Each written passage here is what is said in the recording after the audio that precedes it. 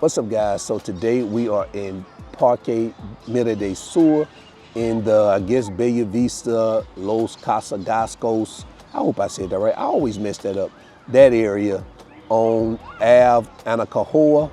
Man, when I tell you I love this park, this is probably the best park here in Santo Domingo.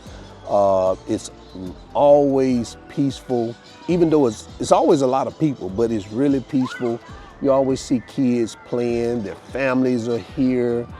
You know, the ice cream guys going up and down the walkway, the birds, just everything. They got the playground. I'm gonna turn it over here so you guys can see the playground over there. And you can see right over here, man, you got some kids playing on the swing set and all that. You got this lady behind me with her son playing baseball. Listen, man, maybe I'm out of touch, but I don't know what park I can go to in the U.S. where I can enjoy something like this, man, without being afraid for my life. And maybe I'm overreacting. Y'all let me know if I'm overreacting. But anyway, man, in this video today, I want to talk about what made me mentally check out of the United States way before I decided to move abroad. Because, man, I'm going to tell you, I was checked out 10 years before I actually moved, maybe 8 to 10 years before I actually moved here to Dominican Republic. And I'll start my story in 2008, because this is when I started to be more politically and socially aware of what was happening in the United States. Because prior to then, I wasn't even engaged in politics or anything socially besides what was going on in the radius of where I lived in. And at the time, I was living in Huntsville, Alabama. And guess what? Wasn't nothing going on in Huntsville, Alabama in 2008. But 2008 was a pivotal moment for our country. And that was around election time. And I remember prior to the election, everything, in my opinion, seemed normal. And when I say seemed normal, it just seemed normal to me. It was just like normal living. And again, I wasn't engaged politically or socially much before that, so I don't know what was going on prior to this, so I could be off. But all I'm telling you is, when my ears did open up and I started to see what was going on politically, and we're about to elect the first black president of the United States, I started to see things start to take a shift. And I remember the day after the election, I went to work, man, and you can hear a freaking pin drop. That's just how silent it was. And although it didn't surprise me, I still was like, wow. So this is when I started to kind of have my ears open, and I started to get more politically and socially engaged, because again, like I said, if it wasn't happening in Huntsville, Alabama, or Mobile, Alabama, or just say maybe Atlanta at the time, I really didn't pay attention to it. So fast forward about 4 years to 2012. But before we do that, keep in mind, between 2008 and 2012, there was still a lot of stuff going on in between that time that was kind of like picking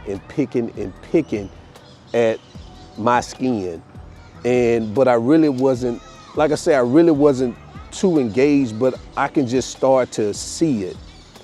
And there were 2 incidents that happened starting in 2012, actually in 2012, that really just started to get under my skin. And I remember one of them was the school shooting in Sandy Hook. And I remember being so upset at this particular act. I can't remember a school shooting that happened that I was aware of prior to Sandy Hook. Now, we know Columbine happened and some, things like that, but I personally can't remember. And maybe I did, but maybe this one right here was the one that just kind of just caught my eye. When I realized that our government did not act the way they should act, I knew we were in trouble.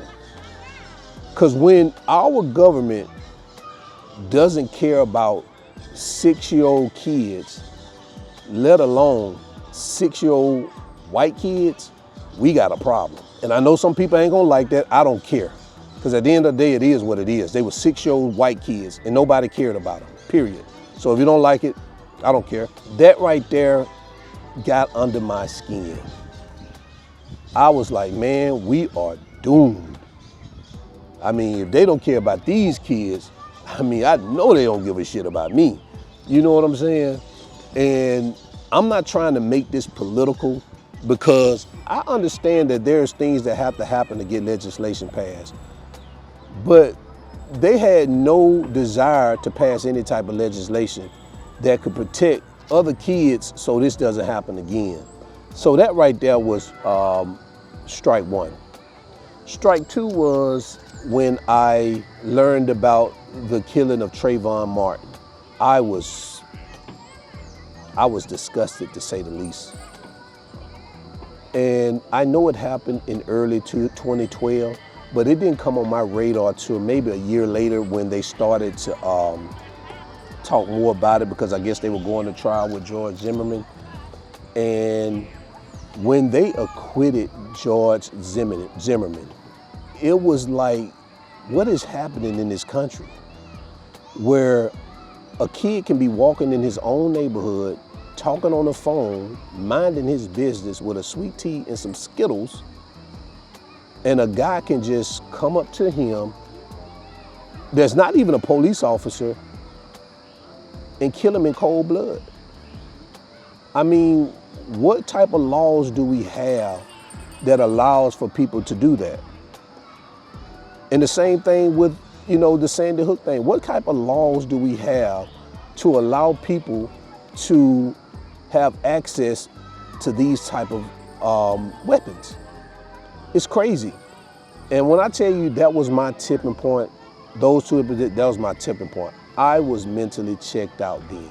Now again, this may be different from how you checked out, or you may not even agree with any of it. I may have the wrong narration for you, but this is my story. And I understand that the media has a agenda to push out certain narratives, but at the end of the day, the media didn't kill those kids, nor did it kill Trayvon Martin. So I don't want to hear shit about the media. And I remember after George Zimmerman was found not guilty, I remember going into work that next day and sitting at my desk and replaying all this over and over in my head. Everything from 2008 all the way to that point, 2013, it just was replaying in my head. And I remember saying to myself, I don't want to live here anymore. I said right then, I do not want to live here anymore. And that's when me and the Bears seriously started thinking about moving away, even going to Dominican Republic at the time. And again, you guys know the story. We ended up going 2015, and then we came back in 2016. And I remember people telling us that George Floyd was their tipping point. And trust me, that probably would have been my tipping point had I had not already tipped over back in 2012, but that would have been my tipping point. And two things happened in between the time we went back in 2016 and 2021 when we moved that would have tipped me over. And that was George Floyd, and that was the Parkland shooting in Parkland, Florida, the Parkland school shooting. Because at that time, we were living in Fort Lauderdale. We're actually Pompano Beach, Florida, which is closer to Parkland, very close to Parkland school. So it almost seemed like that kind of like hit home. And again, I thought that was a horrendous act, the Parkland school shooting. And I also thought, I ain't gonna say thought, I know for a fact the George Floyd situation was horrendous and disgusting. So those two, if I hadn't got tipped over in 2012, I know for a fact that would have tipped me over in between 2016 and 2021. I'm not sure when all that happened, so I can't give exact dates, but I know it's between that time. So guys, this is just when I mentally checked out. I know some of you guys got other reasons or situations that you were faced with where you were mentally checked out. And it's not always violence or things like that. It could be anything that kind of strikes you and you mentally check out. But those were just my reasons why I mentally checked out. So if you have other reasons as to why you checked out or when you checked out, and decided you wanted to move abroad, leave them in a comment below. I love to hear it. So now I'm just gonna sit back for about a few minutes, maybe 30 minutes, and enjoy this park, man, and kind of just do some people watching. But like I said, I love coming out here, man. Sometimes I come out in the morning and I just walk around, get my walk in or something like that. It's not really close to where I stay, so I can't sit here and say I'm always here, but sometimes I do come over here, especially on Sundays, because it's easier to get to on Sundays and quicker because there's no traffic. So remember, always keep your goals at the forefront of your mind, always live in the present, because that's the only way you're gonna live your best life. And I'm out. Peace. You both got my best life, yeah. You both got my best life, yeah. Something you and me, oh. You both got my best life, yeah. Jumping, flexing, I know.